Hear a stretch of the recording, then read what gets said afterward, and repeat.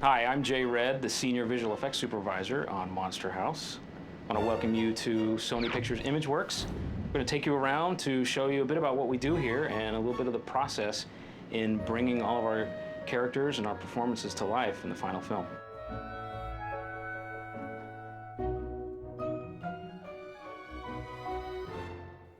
So, you hate Mexican food, huh?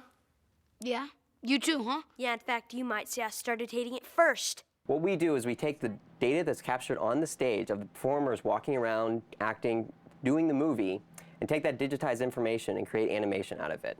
Right here we have video from the stage. The stage is set up with 200 motion capture cameras. The actors have 80 markers on their bodies and 72 markers on their faces to track all the performance of their hands, their face, every nuance of their blinks and smiles. In the video here, you can actually see in the background, these are our motion capture cameras.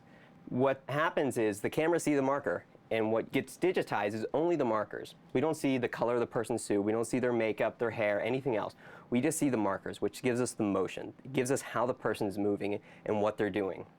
When we take that data from all 200 cameras, we bring it into a computer and create the 3D animation. We do that for all the body markers, and separately we do it for the face markers too.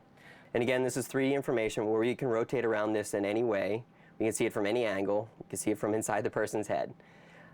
At the very end of our process, we take the marker cloud that is all clean, has no gaps, and actually apply a skeleton to it. So this is starting to create an actual relationship between those markers, similar to a human skeleton, where there's bones that have relationships.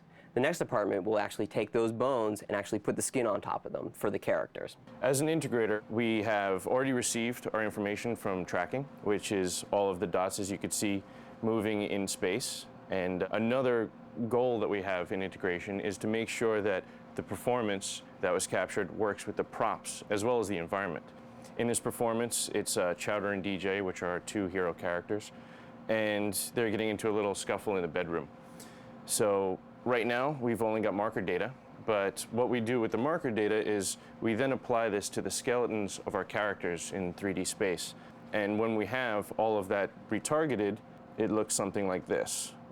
The next step would be to see what it looks like on the actual geometry. You can see we have them moving exactly as the skeleton does. And one of our main goals is also to make sure that the performance that was captured is maintained as best as possible onto these characters. We don't want to lose any of the actual talent's performance. The next step would be to place these characters in their environment. So this is the entire stage for our movie. In specific, this is actually going into the bedroom of DJ's house. And this is where we place our characters in our set, and we see how they're working with the environment. Some things that we do have to take into account with the different character proportions, it may change the way that they interact with parts of the set, such as right here. You can see that DJ, his hands are actually not really on the table. And Chowder, he's actually going through the bed a little bit. So another thing we do in integration is clean these things out to make sure that it is exactly as it should be, and again, maintaining that performance.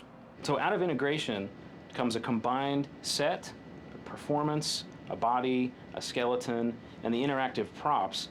That all comes together and then is sent on to what we call director's layout, which is the director working with a DP and setting virtual cameras, and that's oftentimes based on storyboards and combined with the performance from the motion capture stage.